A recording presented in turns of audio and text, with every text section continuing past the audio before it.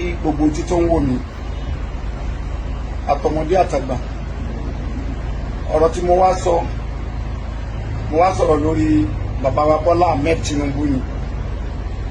Mo dẹ̀ wá tún sọ̀rọ̀ lórí Yínká TNT. Bàbá wa Bọ́lá Ahmed Tinubu, nígbà tí wọ́n fẹ́ dé ipò president, nítorí àwọn nǹkan tó ti ṣe fún mi lórí ọ̀rọ̀ ẹ̀tì, revelation wá bá mi wípé kí n lọ ṣe báyìí báyìí fún wọn ní beach. Mo lọ ṣe. Lẹ́yìn tí mo ṣe tán, ọ̀pọ̀lọpọ̀ èébú, èpè, gbogbo ẹ̀ ni mo gbà. Ṣùgbọ́n mi ò fi taratara bínú àbí ṣe bákan sí. Mo ti mọ̀ pé irú ẹ̀ gbọ́dọ̀ wáyé torí ẹni tí wọ́n nífẹ̀ẹ́ sí ni mí láti ipasẹ̀ eré tí mò ń ṣe. Àwọn tó hàn dé expect irú nǹkan bẹ́ẹ̀ yẹn, ó máa bá wọn lójú pé kí ló dé, kí ló sún Olaiya débi irú nǹkan báyìí. Irú nǹkan tó dẹ̀ ṣẹlẹ̀ yẹn, èpè àti èébú tó wá, ó máa wá láti ọ̀dọ̀ àwọn parties tí wọn kì í ṣe party tí bàbá wa ti jáde wá. Ó dẹ̀ tún máa wá láti ọ̀dọ̀ àwọn èèyàn tí. Mo fi àsìkò yìí kí gbogbo ojú tó ń wò mí àtọmọdé àtàgbà, ọ̀rọ̀ tí mo wá sọ̀rọ̀ lórí bàbá wa Bọ́lá Ahmed Tinubu ni. Mo dẹ̀ wá tún sọ̀rọ̀ lórí Yínká TNT. Bàbá wa Bọ́lá Ahmed Tinubu, nígbà tí wọ́n fẹ́ dé ipò president, nítorí àwọn nǹkan tó ti ṣe fún mi lórí ọ̀rọ̀ ẹ̀tì, revelation wá bá mi wípé kí n lọ ṣe báyìí báyìí fún wọn ní beach. Mo lọ ṣe. Lẹ́yìn tí mo ṣe tán, ọ̀pọ̀lọpọ̀ èébú, èpè, gbogbo ẹ̀ ni mo gbà. Ṣùgbọ́n mi ò fi taratara bínú àbí ṣe bákan sí. Mo ti mọ̀ pé irú ẹ̀ gbọ́dọ̀ wáyé torí ẹni tí wọ́n nífẹ̀ẹ́ sí ni mí láti ipasẹ̀ eré tí mò ń ṣe. Àwọn tó hàn dé expect irú nǹkan bẹ́ẹ̀ yẹn, ó máa bá wọn lójú pé kí ló dé, kí ló sún Olaiya débi irú nǹkan báyìí. Irú nǹkan tó dẹ̀ ṣẹlẹ̀ yẹn, èpè àti èébú tó wá, ó máa wá láti ọ̀dọ̀ àwọn parties tí wọn kì í ṣe party tí bàbá wa ti jáde wá.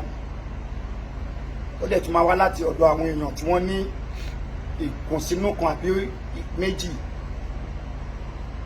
Gbogbo yín pátá lè right o, kò sẹ́ni tó jẹ̀bi mi, kò sẹ́ni tó jẹ̀bi mi o, gbogbo yín right.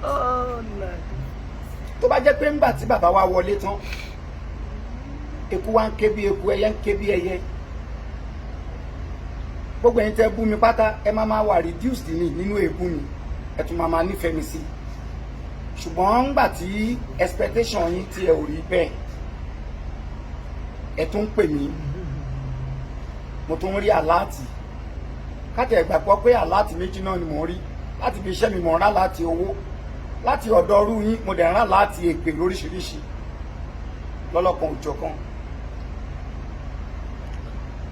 Ẹ ò jẹ̀bi o. Aráàlú ń sunkún, aráàlú ń ké. Òun ló fa gbogbo eléyìí tínú fi ń bí everybody. Àtàwọn ọmọ Nàìjíríà tó wà nílùú òyìnbó, they are not happy with the situation, with the present situation. Mo wá fẹ́ bá bàbá wa Tinubu sọ̀rọ̀. Dádì, èmi ò jẹ̀bi ipa tèmi kó nígbà tẹ́ fẹ́ wọlé president. Èmi ò bínú sí, mi ò dẹ̀ regret ipa tí mo kó. Torí pé ẹ̀yin náà ti ṣe nǹkan fún mi ní nǹkan tó la ẹ̀mí lọ. Ṣùgbọ́n mo fẹ́ sọ nǹkan kan fún yín ní àsìkò yìí. Inú aráàlú ò dùn, wọ́n ń sunkún, expectations wọn ò rí látọ̀dọ̀ yín. Èmi dẹ̀ mọ̀ pé ẹ̀ ń try gan-an, ẹ̀ ń gbìyànjú gan-an, ṣùgbọ́n ẹ̀dìyẹ nìyí. Ẹ̀dìyẹ nìyí, ìtumọ̀ tẹ́bi jẹ́ ẹ̀dìyẹ ni pé mi ò bú yín o dádì. Ẹ̀dìyẹ ń làágùn, ìyẹ́ ara ẹ̀ ni ò jẹ́. Ẹ̀yin lẹ́dẹ̀ fà á, tí àgùntẹ́dì yẹn ńlá yẹn tí wọn ò fi rí níta. Gbogbo àwọn tí wọ́n sọ̀rọ̀ àǹtí yín tí ẹjọ́ ń ṣiṣẹ́ wọn ò jẹ́ kí iṣẹ́ yín yọ. Ẹ̀yin lẹ́dẹ̀ fà tí wọn ò fi jẹ́ kí iṣẹ́ yín yọ. Táwa oní tíátà bá fẹ́ ṣeré a máa ń ṣe nǹkan kan tó ń pè ní audition. A máa kó síta, a máa lọ sáwọn institutions tí wọ́n ṣe theatre art. Àbá máa lọ sọ́jú gbogbo, a máa kéde síta wípé ẹni tó bá fẹ́ nífẹ̀ẹ́ kópa láti inú eré tá a fẹ́ ṣe yìí kó máa bọ̀ ká ṣe audition fún. Ẹ̀yin fún ara yín mọ̀ra yín nínú political circle. Tẹ́ ẹ̀ bá mọ̀ra yín ẹ̀ ò ní mú irú Wike kó lọ di Àbújá mú tó dẹ̀ ń ṣe ribiribi. Bẹ́ẹ̀ fẹ́ kẹ́ tó rántí Sanusi Soludo, ex Central Bank governor Sanusi Soludo. Gbogbo ọ̀rọ̀ tó sọ lẹ́yìn tó kúrò ní ipò tí wọ́n yọ, gbogbo ẹ̀ pátá ló mú ọgbọ́n jáde. Ẹ bá look into àwọn ọ̀rọ̀ tí màá yẹn sọ kẹ́ ṣiṣẹ́ lórí ẹ̀. Ó dàbí ẹni pé ẹ̀kọ́ bí ara sí o bàbá. Wọ́n á fi àsìkò ìbẹ̀yìn ẹ lọ fọ́ọ̀mù monitoring team. Kò sí nǹkan tó bá rí tẹ́ bá fi ọmọ bíbí inú yín sí.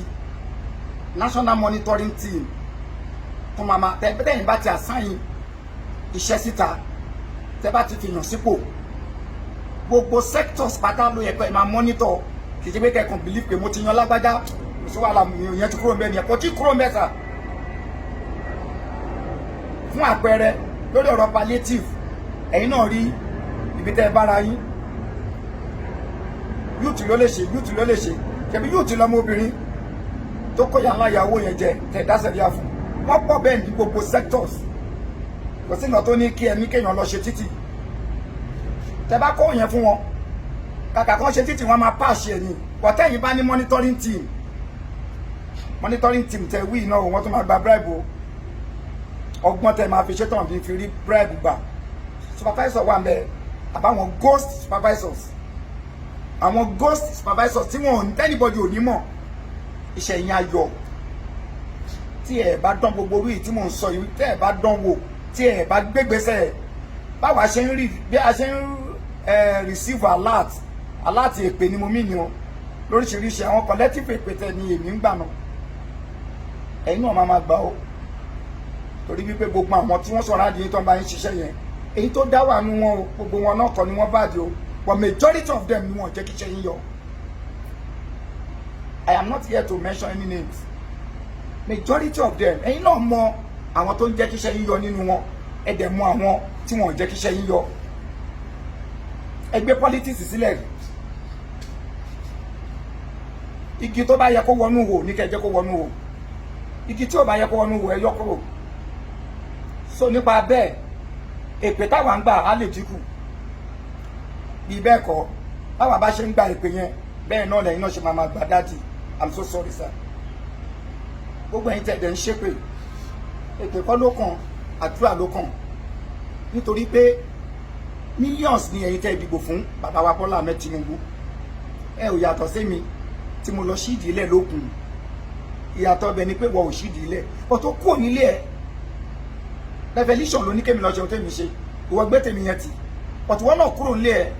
O mú káàdì ẹ̀ dání, káàdì ìdìbò ẹ̀. Ó dẹ̀ lọ sí polling booth. Ó ṣe kí ni o lọ dìbò fún Bọ́lá Ahmed Tinubu. Àjọ ń gbèpè yẹn ni tí Bọ́lá Ahmed Tinubu ò bá ṣe dáadáa. So èmi nìkan kọ́ ni mò ń gbà. Ó lè jẹ́ mi ni wọ́n dojú kọ o. Yẹn ni Bọ́lá Ahmed náà máa fi mọ̀ pé ibi ńlá ni mo kó nípa báwọn ṣe máa dépò. Mi ìdẹ́ kópa yẹn láti fi gba nǹkan. Mo wá san ẹ̀san nǹkan táwọn náà ṣe fún mi wọn. Gẹ́gẹ́ bí Ọlọ́run ṣe ní kí n dìde kí n lọ ṣe. Èmi nìkan kọ́ ni mo gbàdúrà fún Bọ́lá Ahmed Tinubu. Àwọn ìyá arúgbó kan náà gbàdúrà. Atẹ́gùn èpè yẹn náà ń lọ sọ́dọ̀ wọn tí Bọ́lá Ahmed Tinubu tí ò bá àṣeyọrí. Gbogbo ẹ̀ tó dìbò fún pátá lè pè yẹn náà ń lọ sọ́dọ̀ wọn tí Bọ́lá Ahmed ò bá ṣàṣeyọrí. So èmi àti ẹ lájọ ní role láti ṣe, lájọ ní role láti play kí Bọ́lá Ahmed Tinubu kó ṣàṣeyọrí. Bàbá aráàlú ń sunkún, ẹ gbìyànjú, ẹ lọ gbìyànjú kẹ́ ẹ mójútó iṣẹ́ yìí dáadáa. Ẹ má ṣàsùnpara. Ọmọ yín ò lè, ọmọ bíbí inú yín kò lè ní kí orúkọ yín bàjẹ́. Ẹ jẹ́ kí ọmọ bíbí inú yín náà pẹ̀lú àwọn tó máa jẹ́ monitoring team. Gbogbo iṣẹ́ yín kan máa monitor ẹ̀. Ohun tó ń fa ìṣubú àwọn past presidents tá a ti ní òun ni pé kàn give assignment out. Kàn dẹ̀ gbójú kàn máa jẹ gbádùn. Kàn bìlì pé no. Gbogbo àwọn tẹ́ ìránṣẹ́ yẹn kọ́ náà ń jẹ́ṣẹ́ yẹn bó ti tó àti bó ti yẹ kò ń jẹ́ kí iṣẹ́ ẹ̀yin tẹ́ jẹ́ president kò ń jẹ́ kó yọ. Àwọn ọ̀dẹ̀ ní gbèpè ẹ̀yin lẹ́ máa gbèpè. Kò dẹ̀ wù mí kẹ́ gbèpè. Èmi mọ̀ pé ní ọpọlọ àti tòlù. Ṣùgbọ́n inú cage lẹ́wà.